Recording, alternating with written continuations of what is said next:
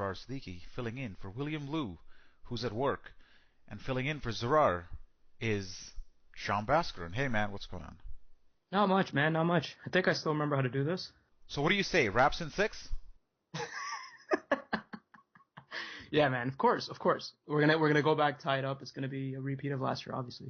Yeah, well, the game's still going on. It's 4:24 left in the fourth quarter. The Raptors are down 23 at this point. But I think we could have recorded this podcast in the second quarter, and it would have still been valid because the Raps have been out of this game for quite some time now. And I guess you have to start with the starting lineup changes that were made with Valanciunas going out and Patterson coming in, and Norman Powell also came in for DeMar Carroll, I guess. Yeah, Powell and Patterson came in. Thoughts on the? It's kind of funny talking about like strategic starting lineup changes when you're getting blown out by 30. But let's start at the starting lineup changes. What were your thoughts there? Good intentions, necessary changes, no other option. What did you make of the starting lineup? Did you hear what LeBron Pascal LeBron? Siakam Yeah. airballs a floater? Go ahead. Did you hear what LeBron said before the game about the proposed lineup changes? Yeah, it basically summed it up. He basically said, we're pretty much prepared to see anything. They could throw 4 shooting guards and a point guard. Just like he was just so cocky about like no matter what we're throwing out there, it didn't matter. And I feel like it was true because on paper I liked the change. Obviously JV coming out was a good sort of what everyone thought would have kind of changed the start of this of the game. And a guy like Patterson and Powell coming in was on paper good to sort of defend the 3 and add more spacing offensively and kind of compete with Cleveland's game plan. But it just doesn't matter, man. Like Cleveland just makes shots. Like I know this is too Sam Mitchell-ish of me, but like we missed a bunch of makeable jumpers in that first quarter, just like we did in game 1. And I think we were like minus 12 in the first quarter, just like we were in game 1. But like they made every single open shot and we missed like at least 5. I counted, like Ibaka alone had 4 missed shots, like wide open. So like at some point it's like, I don't really think the lineup thing makes a difference, right? Regardless of how we start the game, because Cleveland can just kind of assert themselves whenever they want and get whatever. And I think Leo Roughton said this on the broadcast too. Like when you got 2 guys that can basically create any shot they want at any time, it puts so much pressure on your defense that guys are scrambling regardless. And taking someone like JV out and putting somebody like Patrick Patterson in, I mean, save for like Draymond Green, no one guy can make that big of a difference. So it was cute and it was a good attempt, but I feel like the Raptors really have to reassess a lot more than just that. And Cleveland's quite honestly going to have to miss some shots.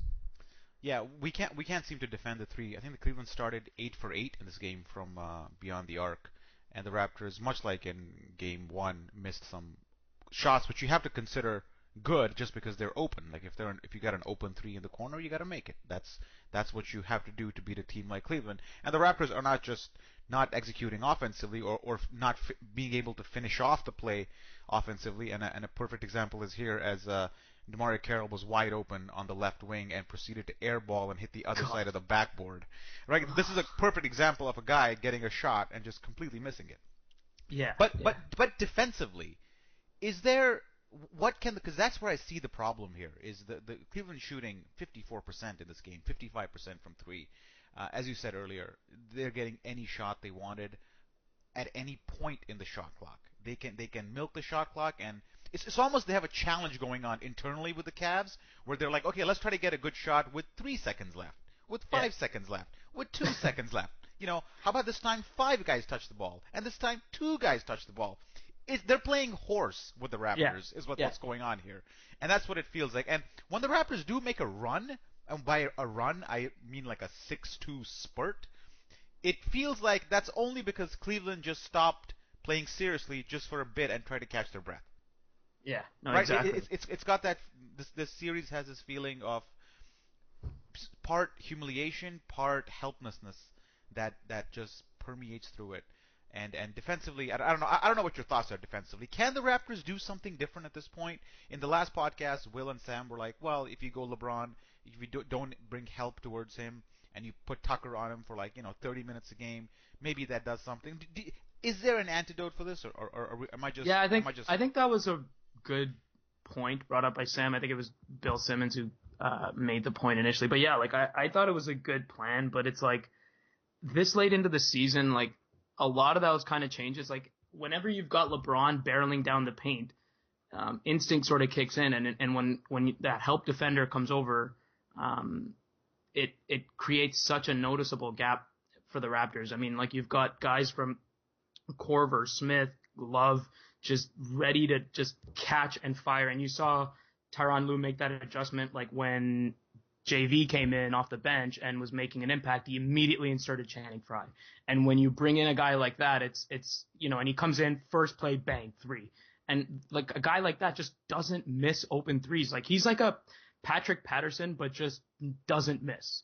And he knows his role, and he just hits every shot. And the way they come out so shot ready is just, I don't know what they're doing pregame, but they're just so locked in to hit every shot. It's I don't think there's a defense that can stop it, but I do think if you're up into them, it kind of takes the shot away and makes it more challenging for them. Like you said, they'll have to take a shot later in the shot clock, but I don't necessarily think it means, they're not going to shoot 50+%, but it does mean maybe they can not shoot 70+% or whatever they were shooting in the first half. That was just insane. So I think the Raptors just got to get up into them, and trust that, a guy like LeBron can't hurt you, because he's relying a lot more on the 3-point stroke now too, right? Which was kind of comical with the the free throw motion on the three. So you got to hope that a guy like LeBron kind of attacks and tries to do it on his own, because I'd rather have LeBron go for 50+ than the kind of schlacking that we're getting now from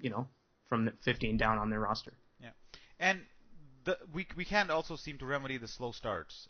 It was -12, I think, at the end of the first, but it really had a feel of being -25, right? Yeah. You know what I mean? Even though it's only a dozen down, it just feels like a lot, because again, Cleveland is just scoring so easily, and the Raptors are just struggling to produce anything.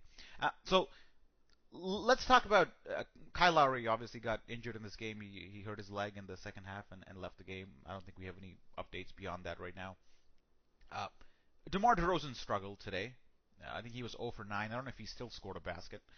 He was 0 for 9 at one point, and a complete non-factor. Got benched in the second quarter, which was, I'd say, one of the strongest stretches the Raptors had. Is he doing anything wrong? I don't know. What do we expect of DeMar DeRozan in this series? Start hitting threes? What do we? Because obviously he's not able to get past J.R. Smith in the half-court set, or whoever's guarding him, Shumpert, whoever it is. He does not have the quickness to actually blow by you and get fouled at the rim and get to the line. That avenue of scoring has been taken away from him. The only time he's effective in this series is when he's in mid-transition and he kind of goes in for the floater or the drive. And in this game, even that's not happening, because Cleveland is doing a good job of contesting at the rim and making life difficult for him. What's his way forward in this series, or what does he have to do different in order for the Raptors to say not get blown out at the end of the first quarter? Right. I think the way Cleveland is actually approaching the Raptors right now is they don't send a lot of traps, but when they do, it's usually they pay a lot of attention to DeMar and DeMar only, and they usually try not to let DeMar beat them. And DeMar's a tough shot maker, right? He gets his points two ways, either hitting tough jumpers like fadeaways, or off of curl action type of shots, or at the free throw line. And he wasn't getting the call early, and you're not going to get a call early in the game against Cleveland with that type of energy in that building. So once that wasn't going for him and he missed a couple of early fadeaways, I was like, this is kind of a recipe for disaster, because he's not getting the call. He's missing a few early shots. So I think the best way for him to sort of approach the remainder of the series is once he sees the double. This is similar to Milwaukee, because this really felt like Game 3 against Milwaukee for DeMar.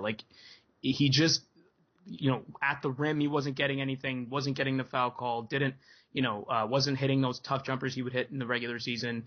He was getting, the help defender from the defense. So I think I think his approach for the rest of the series has to be as a distributor.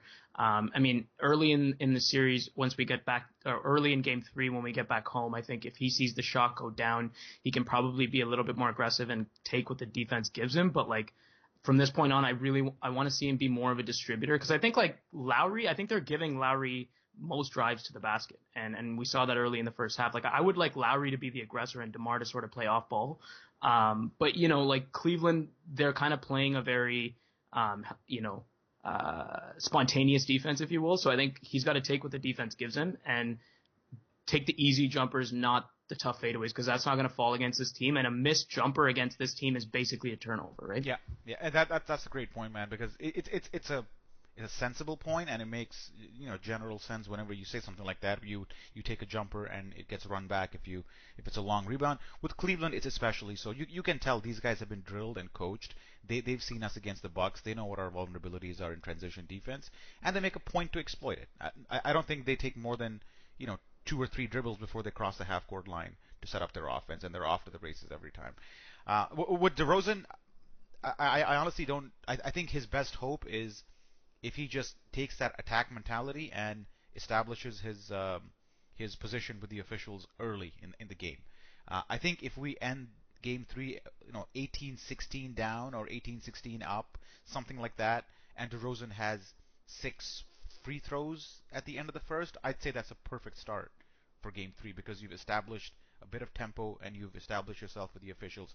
Right now, he's not even in the officials' mind. Like, when he drives, they don't even feel like they have to do anything. Like, he's getting no respect from the officials. He was 2 for 11 today. The game just went final 125-103.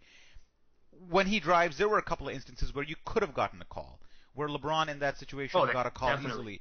But the fact that he's not established there at all means that he's not going to get it.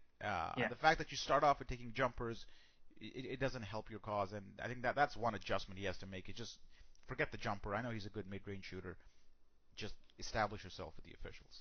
Yeah, like, unless it's a wide open jumper or coming off a screen and you've got your feet set and it's in rhythm, like, I'm okay with those kind of jumpers. But like the fadeaways with a hand in your face, like, you know, that might have been nice against Derrick Rose in the regular season, but like against J.R. Smith and a help defender, you know, ready to come over in a playoff series against Cleveland, I don't really like those shots to be your first shot. So I agree. I think he's got to attack, find the open men if they're there based on how Cleveland's playing him. And I think, like, the best thing about DeMar's getting to the line is that it slows the game down a lot and it helps your defense get set, right? So I think once DeMar kind of, like you said, like if it's like an 18-16 grinded out type first quarter, DeMar getting to the line, like that's a great sign, because that means the tempo's slower. It's a grinded out type of game, and Cleveland's not running back missed jumpers for like off the glass dunks.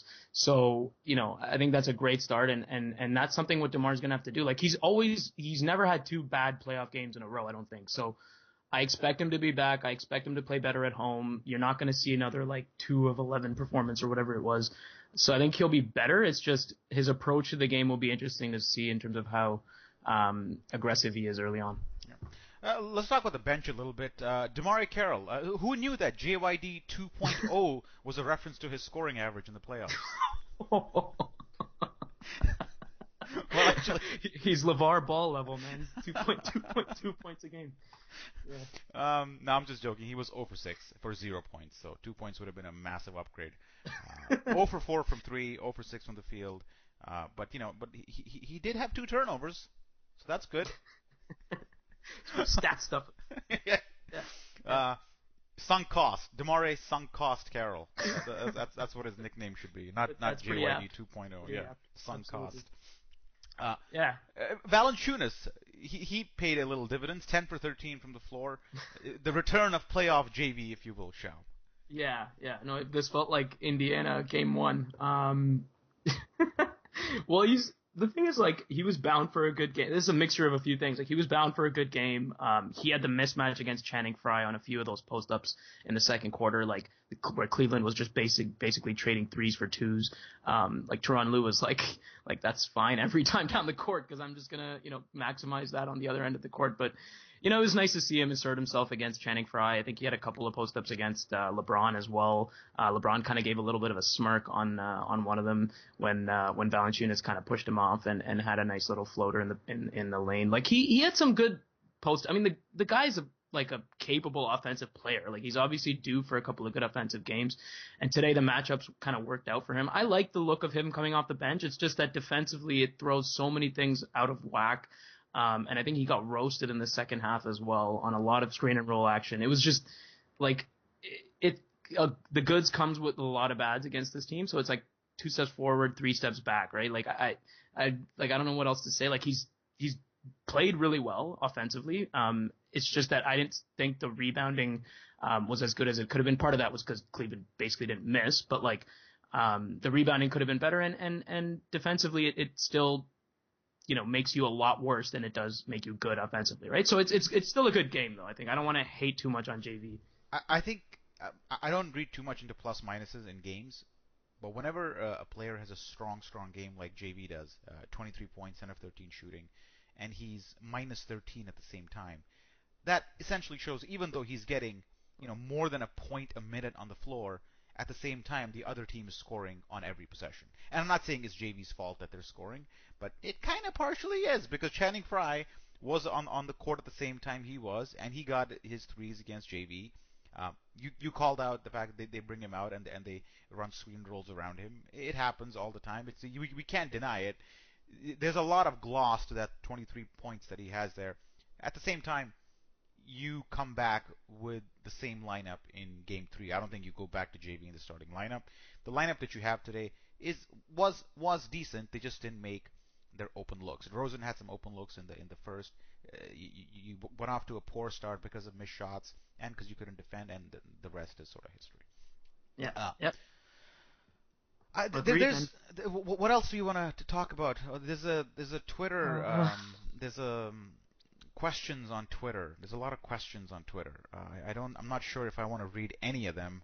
There's a lot of them. Like there's a lot. And anything on Lowry? Let's talk about Lowry, man. I thought he had a great game, especially in the first half. I mean, obviously, like the injury slowed him down a lot, but I think it was Brad Fay who was talking about it during the broadcast. Like he was watching yesterday's game against Wall against Isaiah Thomas and sort of the point guard duel there, and was sort of inspired to have a more impactful performance. I thought he had probably the best half of the playoffs in the first half. He was impactful, but it was just so sad seeing him go down, man. How did you feel when you saw him go down like that? I thought the series was definitely over even before it was before. Okay, first of all, I think Lowry can get his points pretty easily if he's guarding one-on-one by Kyrie Irving. Definitely. Right. Definitely. I think that's there for the taking. And then it comes to who's rotating over and can he kick it out and can the Raptors make their open shots, which is essentially what was happening in the first, and the Raptors didn't make their open shots. So that's one. I don't want to call it mismatch because Irving's a pretty good player on the other end, but that's one area where the Raptors can get to the paint and dish out. So that's something Lowry can give you at any time if he feels like it. Yep. When he went down, I didn't even feel sadness, because at that point in my heart the series was already over, and this was just an event that expedited it. Right. It wasn't, oh my God, Lowry's injured, we're going to lose the series. It was more like, hey, we lost the series and Lowry's also injured, but at least he's got the summer to recover. Yeah, no, I just thought it was way worse than it looked. Like, I thought it was a knee thing at first, and then it turned out to be an ankle. But yeah, like, initially my reaction was sort of like you. It was a bit numb, given sort of how the series has been going, but I just didn't want it to end like that. Like, that would have because that basically essentially guarantees a sweep, and kind of just puts a very bad taste in your mouth going into the offseason vis-a-vis maybe a win, maybe 2 at home. You never know. So I think it just kind of took out any hope of a competitive series at all going forward. But yeah, sorry, go ahead. Can I say conspiracy theory here for a second? You think a free agent heading into free agency, he wasn't going to come back even if he was injured? Sorry, say that again? He wasn't going to come back? Considering he's a free agent, right? Even if he was in a lot of pain, you think he would not come back? I don't know. Lowry's always struck me as the kind of guy who plays through anything. So I don't know if you remember 3 years ago against Brooklyn, he banged knees, and I think it was in game 1 or 2, and then played 3 and 4 on half a knee for like most of that game. And like, I just remember he's just a guy that like, I can't read too much into like, I totally know what you mean. He's been weird with the media. A lot of like stuff has been floating around about how he feels and how he's been reacting and stuff like that. And I can't read too much in him, but he's just such a competitor that like, I can't really get a good read on how he feels. But yeah, like, interesting point. I don't have an answer for you though. So, LeBron, man, 39 points in this one. I'm not going to talk about the fact that we couldn't stop him and that he was 4 for 6 from 3. But officiating, he got a lot of help, I thought. A lot of help that he did not even need, especially when Ibaka was guarding him. I thought the officials were a little touchy-feely towards him, as usual.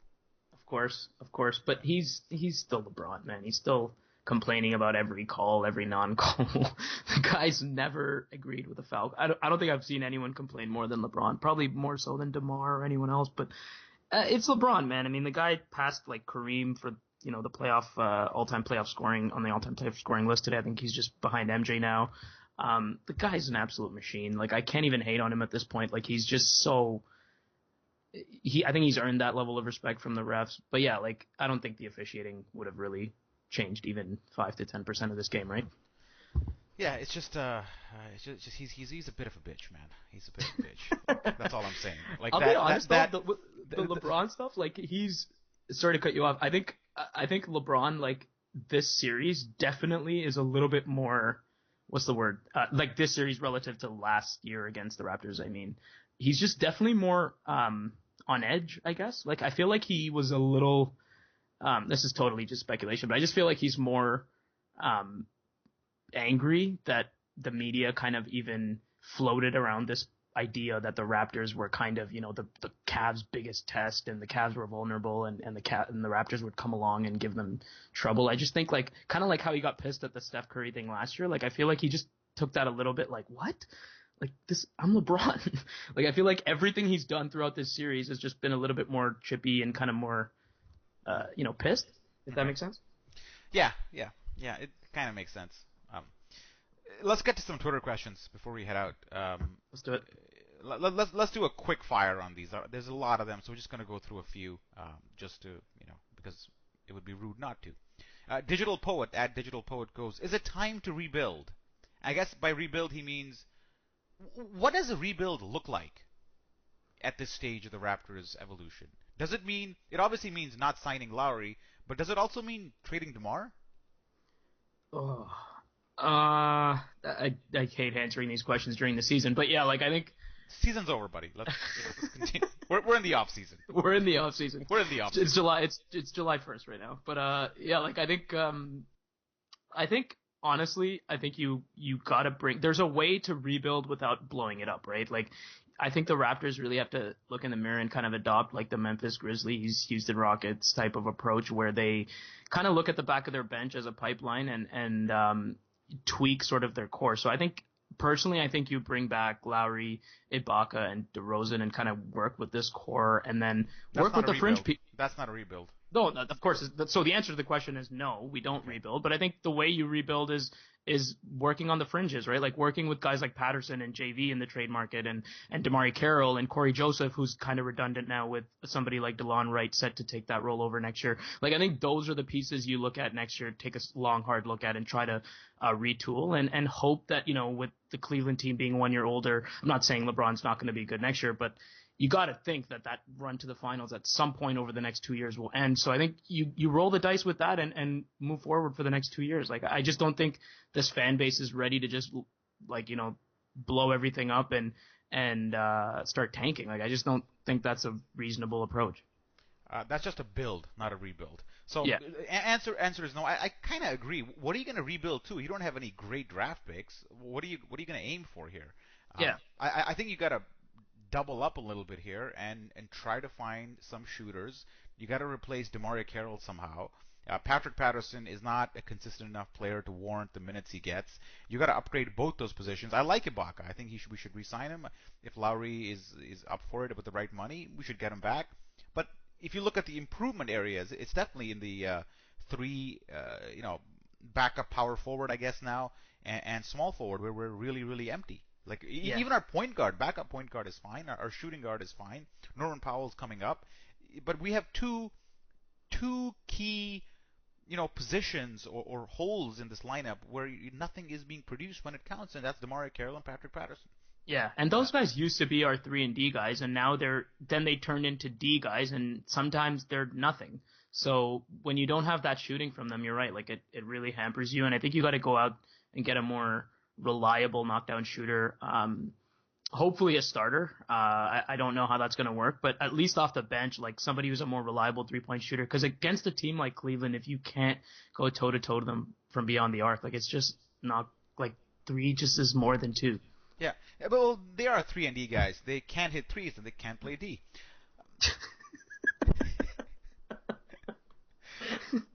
Let's go on to should the Raptors wear the Huskies uniforms?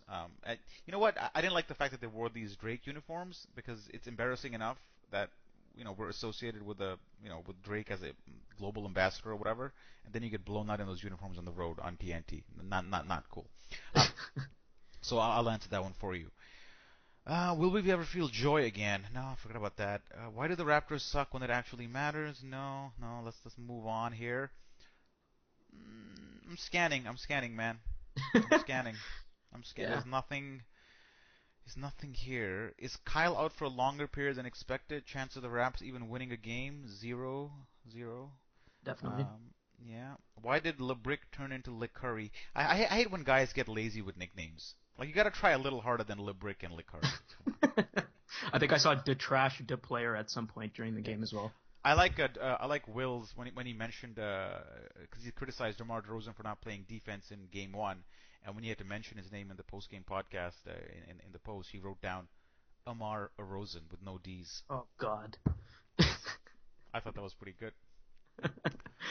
Yep. The nicknames are plenty at this time.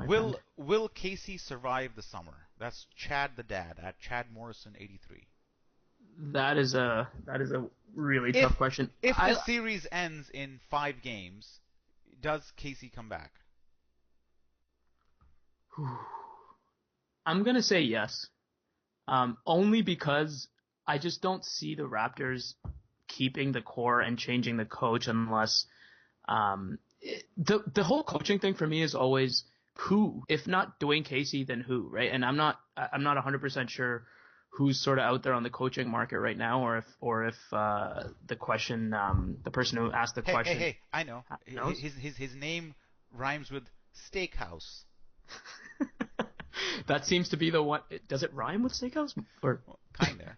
I think it just is spelled similar, but yeah. Maybe. I mean, I'm not saying Jerry Stackhouse is the answer here. I just think, like, Masai Ujiri's such a calculated guy. He's all about the growth, and I don't think Dwayne Casey's the reason the Raptors are losing this series. So it's kind of tough to take him out. It's just tough. We're playing this team. Hey, you know what? Here's my thing. I think there's some blame to be laid on Casey here. They played Indiana, which you might argue is a lesser team than the Raptors, and Indiana was competitive against them. They did not kill Indiana the way they're killing us, because Indiana was able to slow the game down. Right. Get to the line and make things competitive. At the end, LeBron was the difference, but he was a difference in a very different way, because he didn't just dominate; he just scored when he really, really needed to, and their backs were against the wall in pretty much all 4 games. Cleveland's shooting unconsciously, man. Like how do you put that on Casey? Okay, I'm not putting it on anybody. I'm just saying collectively, the Raptors are doing an overall much worse job defending the 3 than the Pacers did, and on paper, you can argue that the Raptors have a better set of players than the Pacers did, but the outcome is far worse than what the Pacers produced. I'll agree with that. Who do you, if you had to assign blame for that, where do you go? Do you go it on the players, or do you go it on strategy? What's your take? Right. Just contrast it with how the Pacers played them.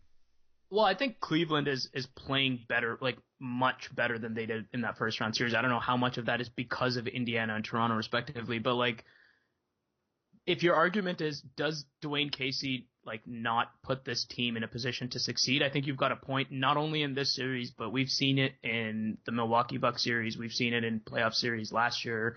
I just feel like he's a reactive guy. Sometimes he's not the first to make a change, and I'll agree with that. But for this series alone, I don't think Casey gets fired, like if that was the intent of the question. But I'm just saying, knowing the type of guy Masai Ujiri is, if you're doubling up on your roster, I think he's going to bring back Casey. Like I'm not saying I agree with that. I just think based on sort of his style, I think Casey would be back.